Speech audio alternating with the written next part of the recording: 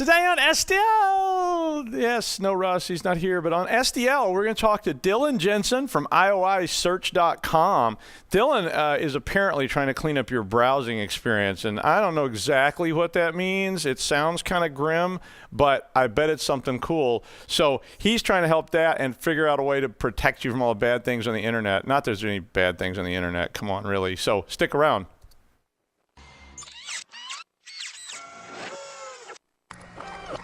This is a Security Weekly production.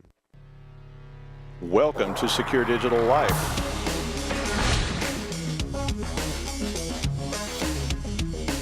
If your users are going to keep putting risky stuff on your machine, you're screwed. So Top can help us understand the complexity of blockchain. I was reading through the show notes, man. Oof. In binary, it would be 001. Who cares? But it's probably not significant anyway. Like you're looking out through the HAL dot, like, oh, hey, Dave.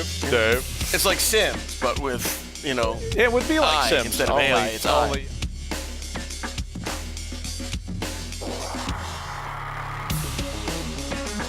Accredited by Microsoft, Cisco, NetApp, IDLE, Oracle, and EC Council, QuickStart delivers high-impact, low-cost IT training through its cognitive learning platform in multiple domains. With QuickStart, you get an ever-growing catalog of courses, self-paced courses offered through a monthly subscription, virtual classrooms offered through an annual subscription, peer-to-peer learning, mentoring, official courses, certified instructors, hands-on labs, and more. For more information, visit www.quickstart.com. Use coupon code PAUL20 to get 20% off on all cybersecurity courses. Quick Start, creating world-class technologists.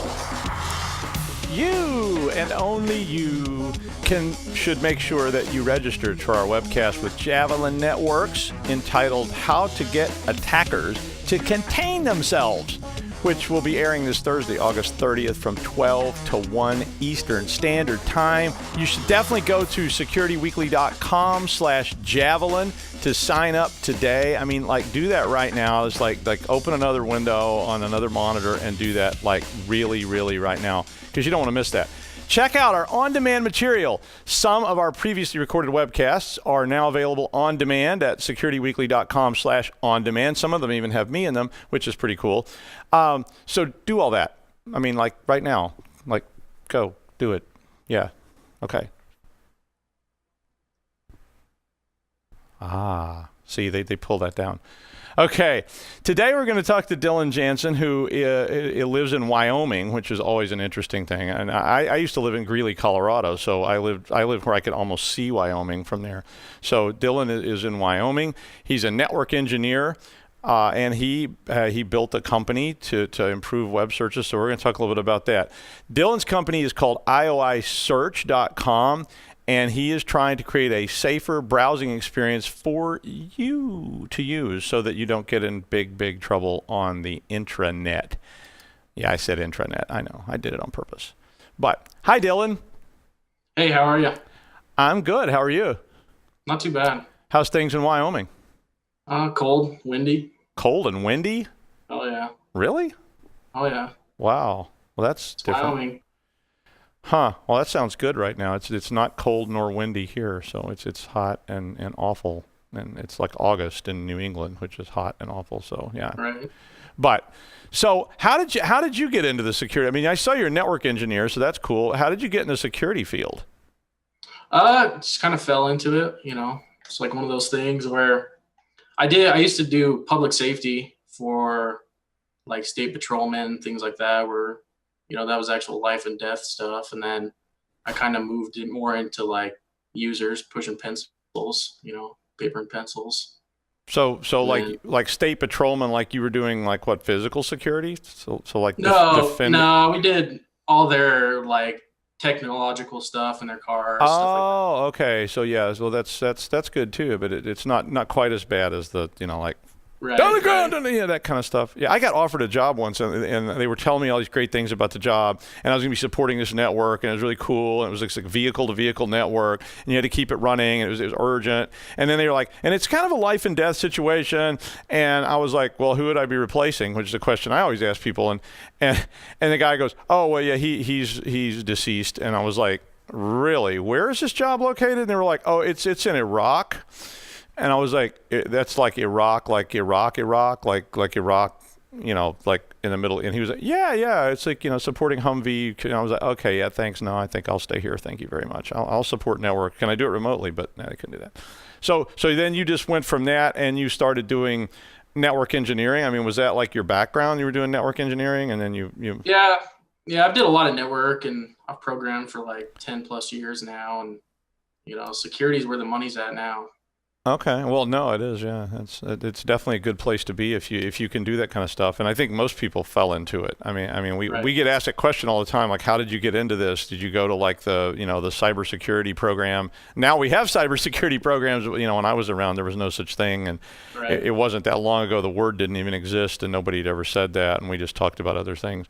Now, I saw that you built this in Python and Go, which are Golanga. How do you say that? Is it Golanga, like German? Yeah, Golang. Golang, like Dulang. Yeah. Right. Okay. I never knew how to say. I've seen it a lot. It's the language is actually called Go, right? I mean, that's like the official name of it. But then for some reason, it's called Golang. Yeah. Okay. Why do you like Python? That one. So it's been around for so long, and it's got such a big community support, right? Yeah. So I think it's one of the better languages out there. And then Go's coming up now. It's developed by Google, and Google, they have their stuff together. Right. I haven't written anything in Go. I mean, I like Python. I always had this. I've got this ancient bias against parsed languages, though. So like I was a Fortran programmer, and then I was a C programmer, and then I was a C++ programmer. So I was always in the compiler side of the world, and then the parser people were kind of lesser citizens because they were, But I like Python. I just taught a class in it for my grad program, and I like it quite a bit. It's definitely easy to use, and it's friendlier than C. So when you look at it, it's like easier. I don't like the lack of delimiters. It really bugs me, but I do like it. So you chose that because of community support over like doing a Java. Okay. What do you think? What do you think about Go? Go's nice. It compiles too and runs really lean. Yeah. Well, yeah, that's what I was reading about it, because before the show I was like, well, I've heard of this. I might as well read up on it a little bit. And yeah, it sounded lean, and lean is something we like, because again, I'm an old programmer, so old programmers like small, like how quickly can you do this, how few bytes can you use, and all that kind of stuff. Right. So that's pretty cool. Okay, so then you moved into this sort of realm of security, and you got out on the interweb, and you started working with that kind of stuff. So I presume then that you immediately started seeing problems. So what do you think is the biggest threat when I am browsing the internet? I mean, so if I'm going to use the internet, obviously that's what this is all about. So what is the biggest threat? What am I going to do wrong? Well, I'm going to base this off of my dad. He's probably the worst technical person ever. He uses a computer and it like You're going to compare me to your dad. Right? Okay, that's fine. All right, I'm good. So when he's browsing the internet and he'll see a tab or like an ad that says like download now, get $1,000 or anything like that, and then he clicks it and compromised, right? Yeah. So I think that is like the biggest issue, because people aren't trained. They can't see, oh, that's an ad that's not actually owned by the website. Yeah, no, I agree. It's very hard. It's hard to train people. Do you do training for that? No, I don't do training. I can train people, but because I know what I'm looking for. Well, I mean, do you train people at the state, or can you say that? Is that a problem? Should I not mention that? No. Okay. No, I don't do any training. No. I have to do some training it's in November. I think I'm doing like a training class for this very kind of thing, in terms of I'm training a bunch of civil servants, not necessarily in Rhode Island, but civil servants that are asking questions about this very thing, because we keep seeing all those people get hit with what you're talking about, which is essentially phishing type attacks. And you're right. I mean, everybody. My dad does that too. And I mean, I'll be honest. I've almost done that a couple of times myself. And I bet every one of you out there. So you can sit there at home and deny it, but I bet every one of you out there has clicked one of those download things. Those are the worst things. When you go and you want to download a piece of software, and there's like 5 things there, and the link that you actually need to click is a little teeny link down at the bottom, and then there's a big one flashing that says download now, and you click that, and you end up with some garbage. Right? Oh yeah, for sure. So would you say then that phishing is probably the biggest thing that's out there? I would say, yeah. next to like nation state attacks and stuff like that, phishing on the user level, right, is probably the biggest. That's going to be the one that's going to get the most people. Well, yeah, when nation states come after you, it kind of sucks. So yeah, you're done. You're done for. Even when little hacker clubs, I had a hacker club after me for a long time called Schwarzeferde, and Schwarzeferde was always like attacking my websites and all this stuff. And right. Yeah, they weren't really German. They were just pretending to be German, I think, because they were bouncing like. I think they were bouncing all their attacks off the University of Heidelberg, and they gave themselves a German name but yeah, I was suspicious about the whole thing because I think they actually learned the term Schwarzeferde from me in class in Colorado, by the way. So do you have a favorite scam? I mean, I love scams. So I've been a scam fan since I was like a kid. I always liked it, and I always wished I was eviler so that I could actually do these things. But I'm not evil, so I don't. But do you have a favorite scam? Other than like sending the regular email, with a malicious link in there, or not really. I don't do any evil things. Well, you guys, it's fun. The evil is amusing. No, John, they can name the show that evil is amusing, but my favorite's probably like the Nigerian prince. But I like the original Nigerian prince, which was the old version of it before the internet came around. Which the original Nigerian prince scam was that you stand outside of JFK. And when some people are coming out with their luggage, you tell them, you're the Prince of Denmark. I can't quite go for the Nigerian prince, but you can do I can be the Prince of Denmark. And, my money's all tied up in customs, and I've got 500,000 whatever kroners in there and in my suitcase, but they won't let me have it because I got to pay this import duty. And could you maybe just walk over there or give me some of your spare change, and I'll take that and I'll use it to get my money out. I'll give you 10% of it. And then you run back in the airport and disappear. That was the original Nigerian prince scam. And, of course, that is now converted into the modern internet-based Nigerian prince scam. So I like that. I always like the Spanish lottery a lot too, because I always thought that really plays on all the little sticking points. But I mean, obviously you are very interested in these kind of scams, these click scams, which are phishing. So I use Chrome. So I mean, normally when I browse the internet, I use Chrome. So how big of a risk am I actually taking with that? I mean, am I doomed already? No, I mean, as long as you stay updated and stuff like that, you'll probably be all right. And if you use my search engine, you'll definitely be on the right track. We're going to talk about the search engine in a minute. So yeah, right. So you obviously want me to do that. Yeah, I mean, I what I do, I'll tell you. So I'll tell the viewers what I do right now. Anything I think is risky, I run virtual machines up in VirtualBox or even on VMware, depending on how much effort I want to put into it. And I spin up virtual boxes that I can then use to go to these sites that if I really feel like I need to go there and check something out, or I want to go look at something, or I want to open something dangerous because I get emails that have dangerous attachments and I want to say, well, what's in that thing? Because I can't resist looking at it. Then I pull all that into the virtual machine because I can basically extinguish that virtual machine at the end of that session and wipe it out with extreme prejudice, and then there won't be a virtual machine after that. So I don't feel like there's a lot of. Do you ever do stuff like that when you?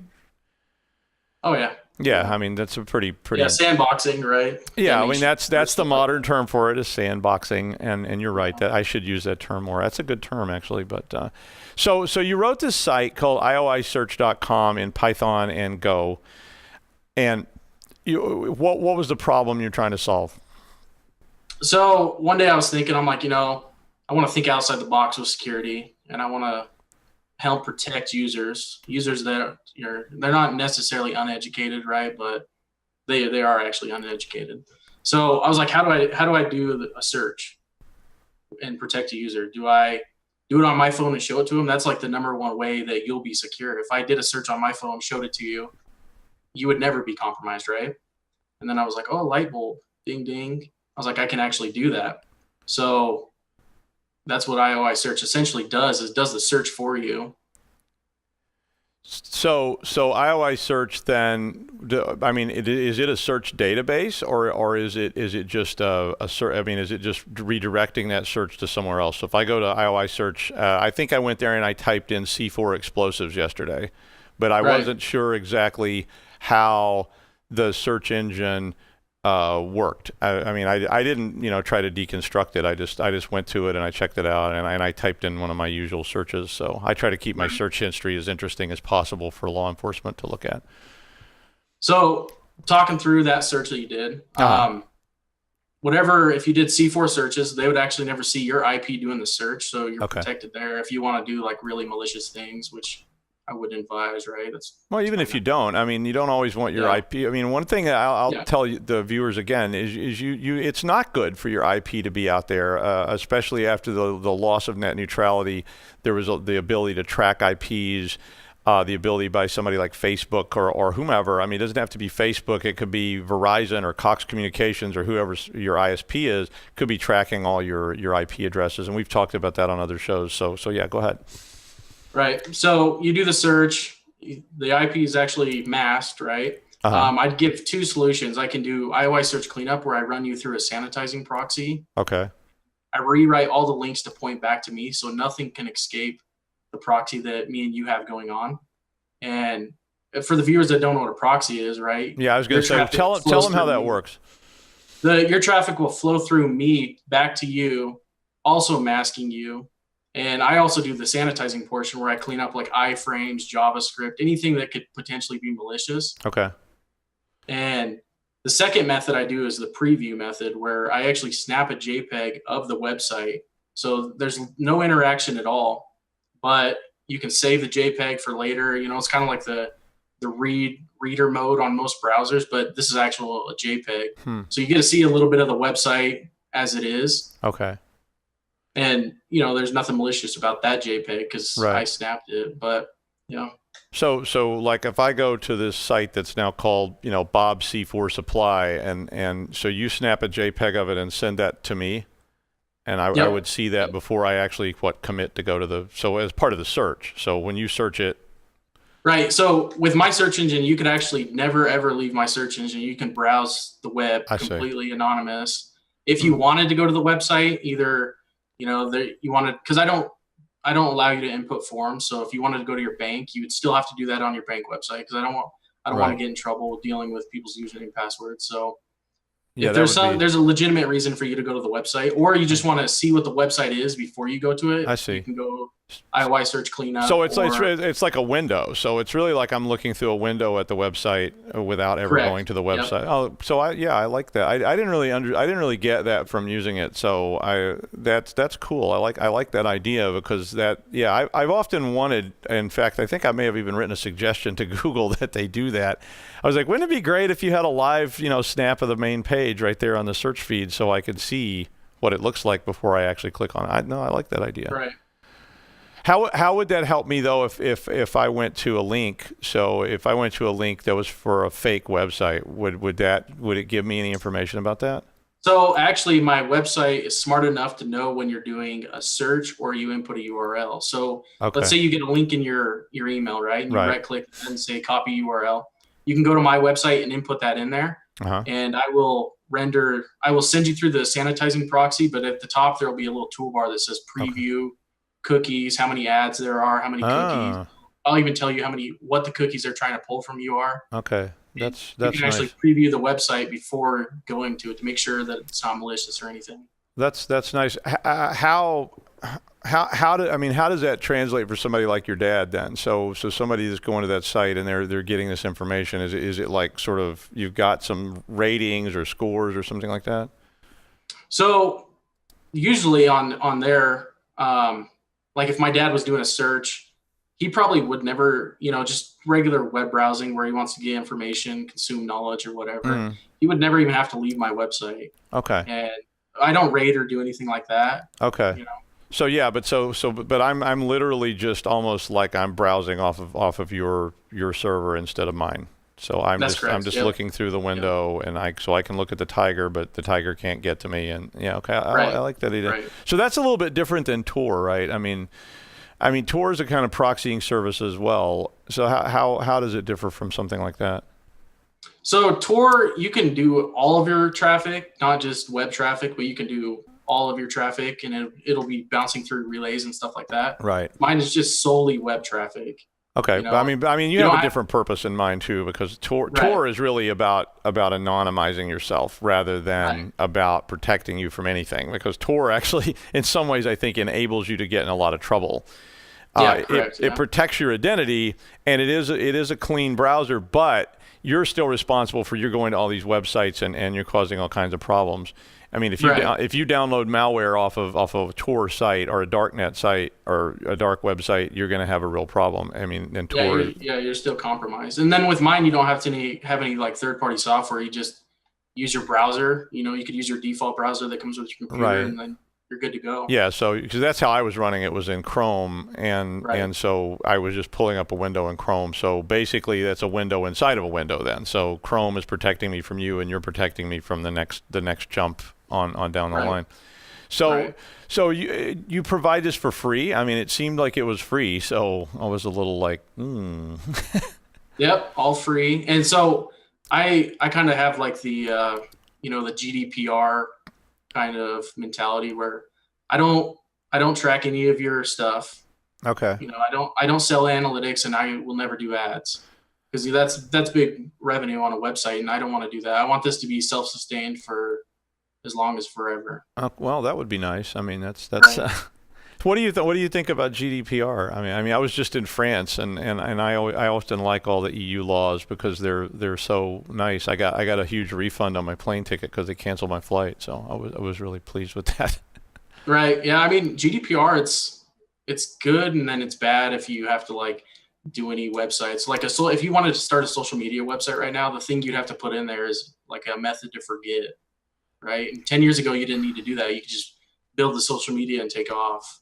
Right. And now it's it's a little more involved, and we're gonna get our own, right? The California law that's coming in. Well, maybe, yeah. I mean, there's a law, but I don't know if it's going to spread or not. I Right. mean, there's a lot of Right. resistance to that in the United States, and usually the resistance is more about the resistance on the business side.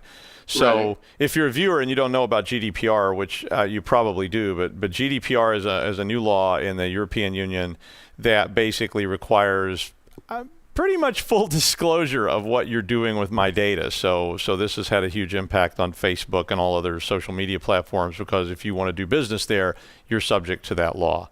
So you're seeing changes. That's what if you just the last few months, you've seen all those notices coming, telling you about all these different things. So could I use Facebook with your site? I mean, can I look at Facebook with it, or am I kind of trapped behind? Right now, since I don't do the input forms or anything like that, you cannot. Okay. I'm working on a method. You know, with Facebook, Facebook's like under big scrutiny right now from the U.S. government and stuff like that. Right. So I'm actually working on the thing where, you'll have an icon that will say Facebook or Twitter. You can input your stuff, and then it'll snapshot a picture of it for you, like your news feed or your Twitter feed. Okay. It'll snapshot that, and then you could browse that anonymously. So you could browse it offline. anonymously, but then when you decide you want to post things, you're going to kind of have to Right. you're going to have to Right. give it up. But I mean that's not really the objective of your site, though. I think now I'm sort of coming around to so the objective is not so much to like actively protect you. It's more like a prequel to going to a website. So I use your search engine. I say, I'm going to check this out. I'm going to click this link, and then I'm perfectly safe looking at it. And then I say, ooh, I'm not going there. Or I can say, yeah, Right. okay, I'm going to go on to that website now and do whatever I was going to do. Right. That's interesting.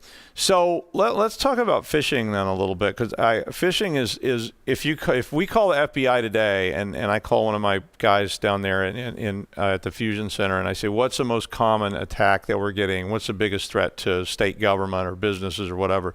I know the answer is going to be phishing, because that's where almost all these attacks start, is with either phishing or spear phishing, and they have all these specialized terms for it now. Now they've got one called whaling, which bothers me because I'm like, do you really need all these terms? I mean, it's really all just the same thing. So they were like, spearfishing is like, oh, that's a mid-level executive, and whaling is when you go after a high. And I was like, really, guys? Why don't we spend time figuring out how to stop phishing and less time trying to categorize it all and say, well, if you're not a top executive, you're not a victim of a whaling attack. And I'm like, couldn't it just all be? But that's just me. So, Right. so what do you think about phishing? I mean, maybe this is not the pure objective of your site, but I mean, obviously this is your workspace. How do you stop it? Well, So this is kind of a joke on my end, but I always wanted to invent like a keyboard or a mouse that when it detected that they were going to get phishing, it just shocked them, right? Because people learn through that, but can't do that. I don't know. I don't know if you can stop it. That's like in human nature.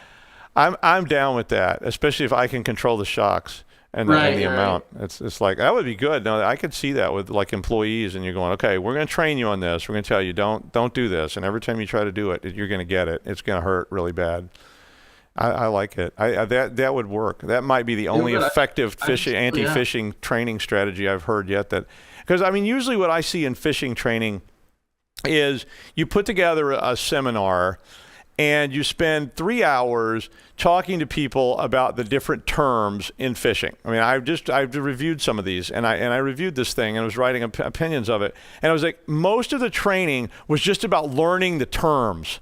Now you know what whaling is. And then you take a test and they go, Bob is the senior VP in charge of marketing. Is the attack on Bob A, phishing, B, spear phishing, C, whaling? And I'm like, who cares? The point is he got attacked. How do we get Bob not to click the...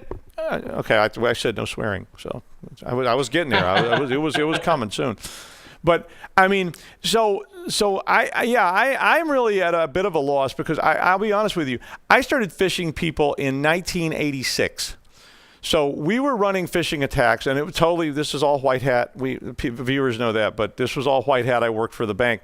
We were phishing people in 1986, literally just calling them on the phone and getting them to give us their credentials, calling from offsite. And no matter how much we trained people, I could go right back to the well and I could start dialing extensions in that building. And within an hour or so, I'm going to get at least a couple people to give it up. And the turnover means that you've got a constant training. I don't know. I mean, I've been really frustrated with it because people just keep doing it. And they get more sophisticated, like the people that are getting phished, they're not technical. Sometimes they are technical, but the attacks are getting way more sophisticated. It's nasty. I mean, I almost clicked one not too long ago because it had my daughter's name and the name of her school in it. It was a letter, and it came an email, and it had the reply address was to her school, and it said, your daughter needs these forms filled out right away in order to go on this trip that was scheduled for today, and she didn't have her forms. And I was like, where did they get all this? And of course, obviously they've compromised the school. So that is a spear phishing attack more than just a blind email. But spear phishing is incredibly, subtle. And going in and getting that. So again, if I was using your product, IOI search, and I had clicked that, instead, I would have gone to your window and I would have seen that website wasn't her school site, and that would have kept me from doing that. Exactly. Yeah, but in general, do you have a strategy that you give people for this? I mean, when you obviously get calls from state. You probably get calls from state employees asking you the same things that we get calls about. What do you tell them? We try to actively train, but Doug, it's like it's in human nature to get. We're gullible. We're gullible by nature, and I don't think there's a fix for it at all. At least not right now. You're gonna have to get some scientists or something on that. I have no idea. We are the scientists. Hang on now. We are. Unfortunately, that's like that message that comes up on Windows that says, if this failed, contact your system administrator, and you're sitting there going, uh-oh, I'm the system administrator. I've gotten that message so many times, and I really hate that. What do you think about like puny code type attacks? Are you familiar with those? No, not. What's that?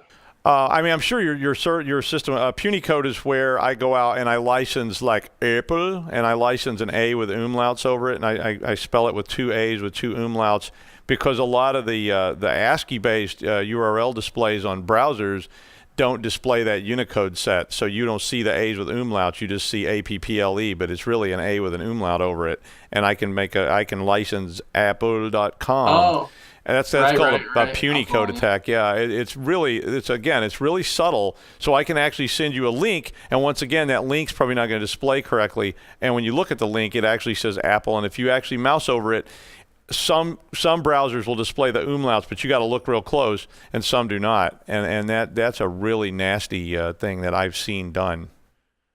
Right. And I'm working on a thing, kind of like HSTS, where I actually like validate a website. So if you're going to, the fake Apple, I will actually tell you, I'll alert you, like, this is not real Apple. This is not their domain. Right. Go to this domain if that's what you're looking for. Yeah, and I mean, so that's something I'm actually working on. Well, that's good. Yeah, that would be a good one, because I think that would help a lot of people if it was displaying, alert, this is not what you think it is. I mean, and we see stuff like that sort of starting to evolve. So you're kind of on the, the front end of being able to put something like that together. Might not be free then, though. That sounds more like a product you'd want to sell me, because then I can call you on your private island after you solve the phishing problem, right? And right. Exactly. Keyboard, yeah. So viewers, you can go check out IOIsearch.com and see what you think about it, and you can let Dylan. I'm sure Dylan would welcome your input about that product. I mean, I guess, would you be happy to hear from people saying I did this and it worked or it didn't? Oh yeah, feedback's always good. Right? That's Some how people don't like that so much. I've given people feedback and they get a little frustrated with me, but that's what happens when you give people snarky feedback, right? Right. Anything else you want to tell us about this product? No, nothing really. I mean, the future of the product, I'm working on like a content filter where you'd actually have an on-prem box, and it would have the same technology that IOI Search has, but I would do like content filtering where right now I have a list of like 3,000 words built up, where if that website had that word on it, you could use it for like schools or businesses. That's where I'm actually looking to get revenue from, so I can actually keep providing a free website for everybody. Makes sense. Yeah, I mean, and you're seeing more of that now, this sort of front-end transparency. We were doing a show yesterday with Bandura, and Bandura is developing boxes that just literally use threat intelligence to filter automatically before your firewall even sees it. So this stuff never even gets inside. It's sitting in front of your firewall, your router, and it's just saying, okay, that's bad stuff, and we're not letting you go there. And it's taking that active threat intelligence. So there's stuff like that starting to get developed, and you can certainly monetize that, especially if you're targeting. If you keep the price point, where you can control it for schools and things like that. The biggest problem, schools and cities and states, and you well know this, face is that they don't have the budget for this stuff, and it's really tough to go to the legislature and say we need all this money to do all these things, and they can't see the active threat because, it's weird people like me explaining puny code attacks, and they're going, I don't know what that means. All I want to do is play Angry Birds. And, it's very hard to get money for those kind of things until bad things actually happen, and then that kind of quantifies it for all those people. Well, Dylan Jensen, thank you for joining us on SDL to talk about IOIsearch.com. I hope all you guys watching will go check that site out and see what you think about it. And Dylan said it was okay to let him know what you think. So thanks a lot for joining us. I hope that you enjoyed it. And we'll see you next time. Okay, see you next time on SDL.